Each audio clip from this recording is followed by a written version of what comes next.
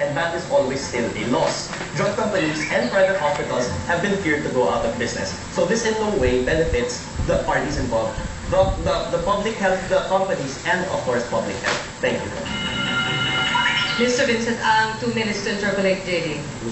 Mr. Speaker, before we talk about bankruptcy, let's go back to the basic of EO81 or MDRT. Okay. Do you know that EO81 or MDRT only involves 5 drugs, which were not produced by this company? Yes, but they're the most important. Yes, the most important, and this only involves 5 drugs. Yes. Now, second, the affirmative side is telling us now that we just need to, strengthen the existing generic flow and other remedies we have. Yes, that is our position. Okay. Other remedies, other imposition. Okay, yes, I get that. Now, don't you realize that the issue that EO81 is addressing, the uniqueness about that is that this involves public health, this involves lives, which requires immediate action, not just long-term solution. We have already shown that. Just answer yes or no if you've seen that angle of the argument. Yes, that's okay. We also have an angle of immediate action. Excuse me. Second, let's talk about the alternatives. You said that we have alternatives because we have, generics. They're not just popular right now. The people don't buy it. Don't you realize that the reason is because generics are not usually prescribed by doctors? And the reason why we have 821 because these 5 drugs are the most prescribed, and that's the reason why. That's why the generics law should be implemented. Just answer yes or no. Generics law should be implemented. Okay, there goes your generics argument. Second, let's talk about free market competition. Don't you realize also that even if there is free market competition, the tradition of the Supreme Court with regards to free market competition is that at a certain extent, government is allowed to control a certain extent of the competition.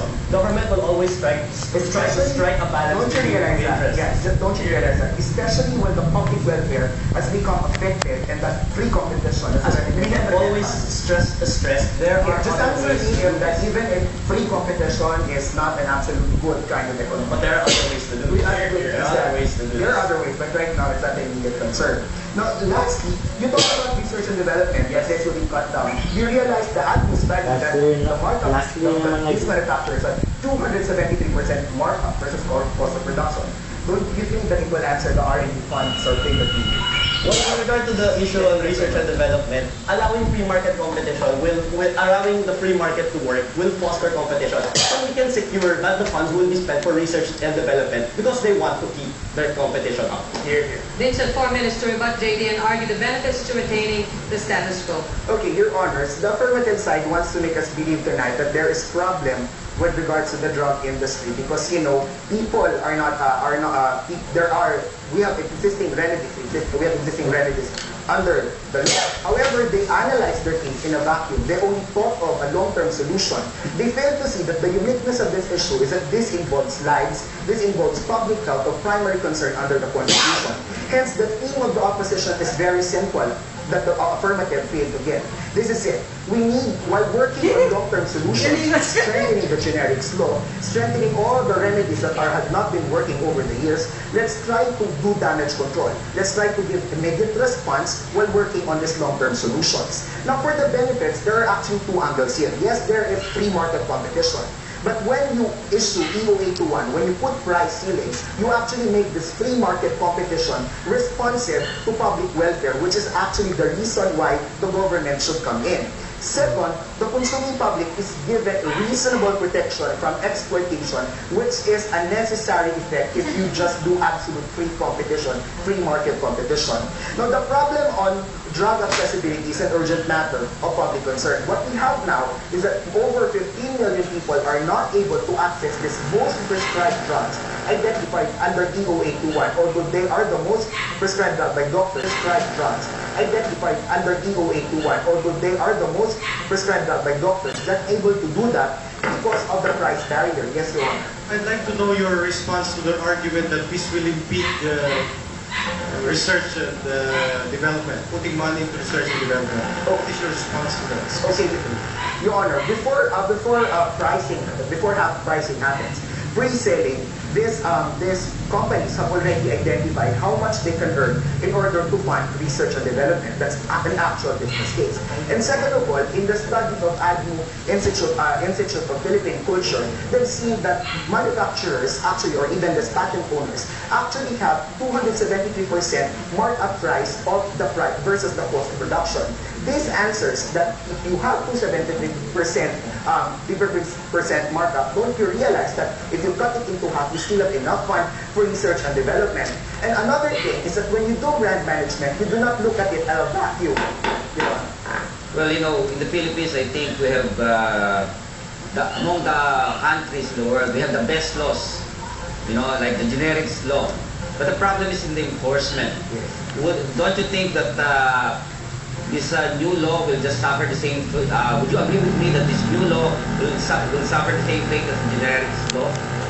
Not necessarily, Your Honor, because it has not been effective yet. Let's give it a try. And second of all, we are into like strengthening the enforcement of of this existing drug laws that we have. However, we cannot just wait until better legislations come into the picture, because by that time, when that time comes, the problem on drug accessibility has ballooned beyond our control, that even your better legislation, your better enforcement cannot even address it.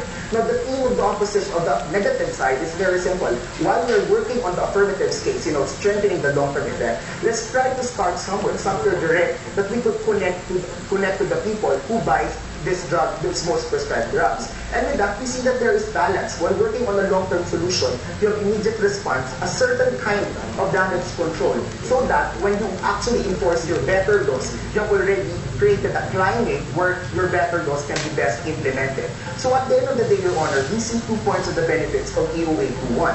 First is that, yes, there is free market competition, but it does not mean that we cannot just execute as a level control. Free market competition should be made responsive to public welfare, because that's a job of the government to exercise that or to promote that. And second of all, we need to protect the consuming public against exploitation, which is a necessary effect when you do absolute free market competition. And that, in this case, we see EOA 2.1 or MPRT should not be scrapped. Thank you very much. JD, 2 minutes to cross-examine Vincent. Good evening, Mr. Speaker. Let's talk about the research and development issue first, okay? First, are you aware of the business judgment rule? Yes. Yes. So, don't you agree that it is the drug company that it has the best knowledge of what to do in order to strike a balance between profits and research and development funding? Of course, but there's clearly protection to profiteering, and it's because they can make a block out of research and development, but actually the profiting, as proven by your Okay, but the imposition of the ceiling will amount to the government controlling, isn't that right? A legitimate and valid control at that. But the government can control a legitimate business interest, is that what you are saying? Yes, if public welfare requires. Okay. For public welfare, we have already argued that there are other avenues. Okay. Let's look at the difference first. You are, of course, aware the difference between legislation and execution, right? Of course. Yes. Okay. So you are saying that the law exists. Yes. The Generics Act, that there are others. Will you concede to that? Yes. Yes. Okay. So isn't that if the law exists, then maybe the problem is execution, and shouldn't we just concentrate efforts towards the execution of those laws? Should we wait for the best way to enforce it? We're not waiting. We already have argued short-term benefits. You are short-term benefits first. The Generics Act is in existence. Yes. Yes. Yes. Okay. So compulsory licensing, and parallel importation in the cheaper Provided there. But it's instant, right? It's instant. Because of the amendments, they are instant, right? Yes. Yes. Okay. Now let's see. You are saying that our side has no long-term effect. I'm sorry. No, you misheard. Yes. Actually, no. You have long-term solution, but while working on that, because it cannot happen overnight, let's do damage control. Immediate response is needed. This is public. Yes, but are we going to wait for the pharmaceutical company to Exactly. Are we going to wait until the for the pharmaceutical company to? No, we already have. Thank you. Now.